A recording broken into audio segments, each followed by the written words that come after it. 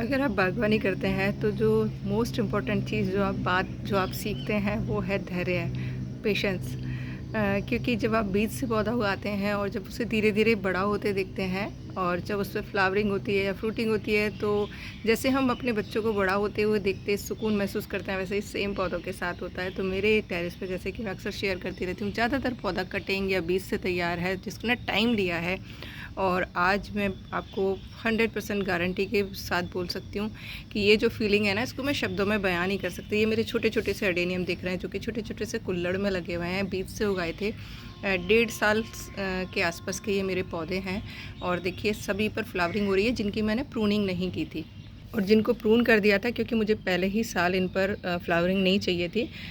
तो मैंने कुछ को प्रून कर दिया था, कुछ को छोड़ दिया था। और एक गड़बड़ और हो गई कि कल मुझे प्रूनिंग करनी थी कुछ पौधों की जो रह गए हैं, लेकिन मैं नहीं कर पाई क्योंकि ये कुछ दिनों पहले मैंने रिपोर्ट किए थे पौधे। तो मुझे ये था कि इनमें जब फुटाव शुरू हो जाएगा तो मैं इनकी प्रूनिंग कर दूंगी। और कल डेट निकल गई, तो अब नेक्स्ट डेट का वेट करूंगी क्योंकि मैंने जो नोटिस किया है कि आप डेट्स को फॉलो करते हुए प्रूनिंग या रूट फिलिंग का काम करते हैं तो आपके पौधे की ग्रोथ पर कोई असर नहीं होता है, ना ही पौधा शौक में जाता है। ये मेरा पर्सनल एक्सपीरियंस है और आई होप आप भी ये चीज़ कर रहे होंगे। आज है 6 तारीख, आज कुछ भी नहीं लगाना है, लेकिन आज से आप रूट फिलिंग का काम स्टार्ट कर सकते हैं। लेकिन एक चीज़ का ध्यान रखिएगा, दोपहर के टाइम बहुत तेज़ धूप पड़ रही है, तो अपने जो पौधे की रूट्स है ना उनको कट मत करिएगा, बहुत ज़्यादा कट मत करिएगा। मतलब थोड़ा बहुत आप डिस्टर्ब करते हैं तो ठीक है, पर बहुत ज़्यादा अगर आप कट कर देते हैं तो पौधे ये शौक में जा सकते हैं। तो जैसे मैं तो अभी देखिए रिपोर्टिंग का काम कर रही हूँ, रेगुलर आप लोगों के साथ शेयरिंग कर रही हूँ क्योंकि इस बार मैं अपने टेरेस का को पूरा ऐसे मैनेज कर रही हूँ जिससे कि गर्मियों में बिल्कुल दिक्कत ना हो, जो 1-1.5 महीने प्रॉब्लम होती है।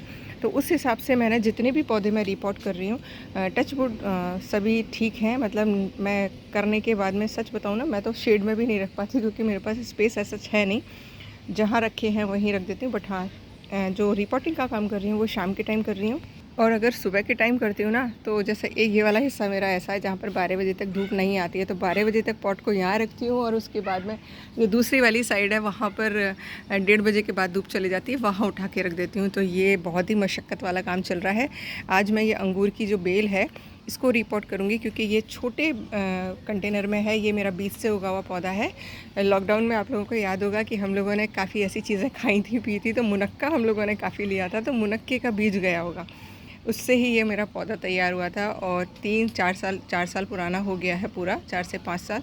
फ्लावरिंग नहीं हुई, बिल्कुल सॉरी, फ्रूटिंग नहीं हुई है, बट आई होप शायद इस बार हो जाए। तो मैं सोच रही हूँ ग्रो बैग मेरा बिल्कुल रेडी है, 12x12 का फिल करके काफ़ी दिन हो गए रखे हुए। आज मैं इसको बिना मिट्टी को, इसकी रूट्स को डिस्टर्ब किए एज इट इज़ रख दूँगी उसमें, जिससे कि इस साल या नेक्स्ट ईयर इस पर मुझे ग्रेप्स या अंगूर खाने के लिए मिल सकें। मुझे नहीं पता कौन से कलर का है, क्या है, जब फल आएगा तब मुझे पता चलेगा। और इस बार मेरे गार्डन में जगह जगह हल्दी कुमकुम निकलने वाला है क्योंकि इसके बीज देखिए बांधने के बाद भी उड़े जा रहे हैं कहीं कहीं। वैसे तो मैं ध्यान रख रही हूँ, बट कल शाम को टेरेस पर नहीं आई थी, तो देखिए सुबह आते ही देखा तो ये फली खुल गई है। टेप लग रहा था फिर भी ये देखिए खुल गई और काफ़ी सारे बीज उड़ गए। खैर कोई नहीं, जहाँ भी गिरेंगे वहाँ नया पौधा पनपेगा और यही नेचर है, वो अपना विस्तार खुद कर लेती है। अब ये देखिए आप गुड़हल का एक फूल देख रहे होंगे, इस पर मैं आपको एक चीज़ दिखाती हूँ। आप देख रहे होंगे छोटी छोटी सी चींटियाँ आपको घूमती नज़र आ रही होंगी, और आई थिंक शायद क्लियरली विजिबल है या नहीं मुझे समझ नहीं आ रहा।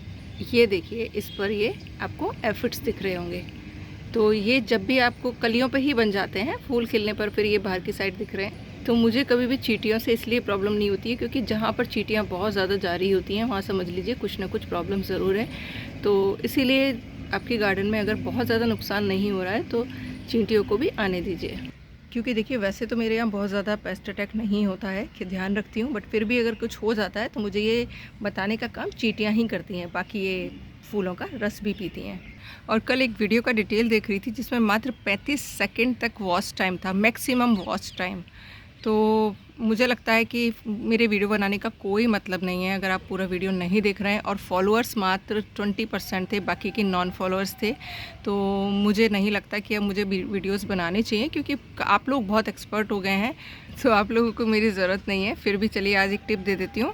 सब मल्चिंग कर रहे हैं अपने पौधों में, तो देखिए अगर आपकी मिट्टी बहुत ज़्यादा हार्ड है तो मल्चिंग ऐसे मत करिएगा बड़े बड़े पत्तों के साथ में, छोटे छोटे पीस कर दीजिएगा पत्तों के। दूसरा जो मेन स्टेम है, जैसे सपोज़ करिए ये मेरा चीकू का पौधा है और आप देख रहे होंगे इसके मैंने तने वाले हिस्से को बिल्कुल मतलब यहाँ पर ऐसे पत्तियाँ बहुत ज़्यादा नहीं डाल रखी हैं, क्योंकि कई बार क्या होता है किसी किसी पौधे को बहुत ज़्यादा नमी पसंद नहीं होती है। तो अगर तने के पास में आप इस तरीके की पत्तियाँ रखेंगे और आपकी मिट्टी अभी उतनी अच्छी नहीं हुई है जैसे मेरी है, तो कहीं ना कहीं फंगस अटैक, खराब वाली फंगस कौन सी होती है जो पौधे को नुकसान पहुंचाती है।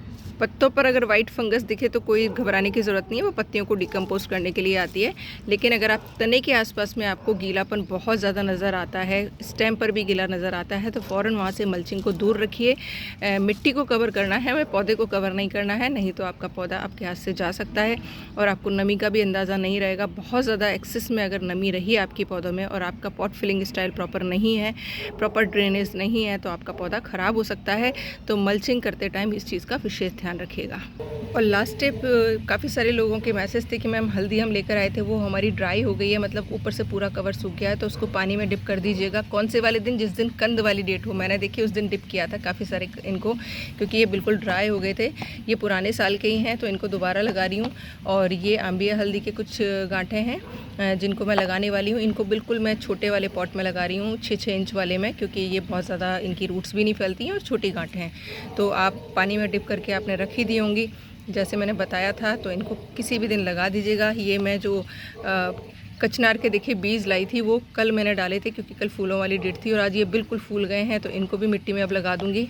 और हाँ, बीज अगर आप नहीं उगा पा रहे हैं, मैनेज नहीं कर पा रहे हैं, तो प्लीज़ आप सैपलिंग ले आइए। छोटी छोटी हर नर्सरी में मिलनी स्टार्ट हो गई है जो गर्मियों में उगने वाले पौधे की हैं। पर प्लीज़ बीज ख़राब मत करिए। अगर आपके पास हैं किसी भी चीज़ के, तो बारिश के टाइम में जब मॉइस्चर रहेगा मिट्टी में तब लगा लीजिएगा। और अगर आप मैनेज कर सकते हैं तो लगा सकते हैं। जीवों के लिए पानी ज़रूर रखिएगा, चाहे वो चिड़िया हों चाहे मधुमक्खियाँ हों, पुण्य लगेगा। अभी के लिए इतना ही। जिसने पूरा वीडियो देखा है अप्लाई कर लीजिएगा। थैंक यू फॉर वॉचिंग, जिसने पूरा वीडियो देखा है, और शेयरिंग ज़रूर करा करिए अगर वीडियोस पसंद आते हैं। Thank you for watching.